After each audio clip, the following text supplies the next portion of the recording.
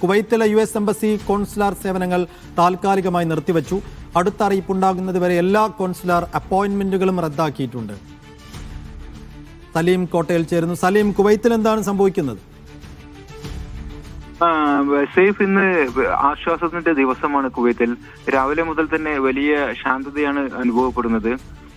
ഇതുവരെ ഇറാൻ ആക്രമണം ആരംഭിച്ചതിനു ശേഷം ആകെ 178 ബാലിസ്റ്റിക് മിസൈലുകളും 384 ഡ്രോണുകളും കണ്ടെത്തി തടഞ്ഞതായി പ്രതിരോധ മന്ത്രാലയ വക്താവ് കേണൽ സൗദ് അൽ അത്വാൻ അറിയിച്ചിട്ടുണ്ട്. പ്രവർത്തനങ്ങൾ ആരംഭിച്ചതിനു ശേഷം 27 സൈനികർക്കാണ് ആകെ പരിക്കേറ്റത്. ഇതിൽ 2 സൈനികർ ഇന്നലെ രാത്രിയാണ് വീരമൃത്യു വരിക്കുകയും ചെയ്തത്. ഭൂരിഭാഗം പേരുടെയും ആരോഗ്യനില തൃപ്തികരമാണെന്നും 2 പേർ ചികിത്സയെ തുടരുകയാണെന്നും അദ്ദേഹം വ്യക്തമാക്കി.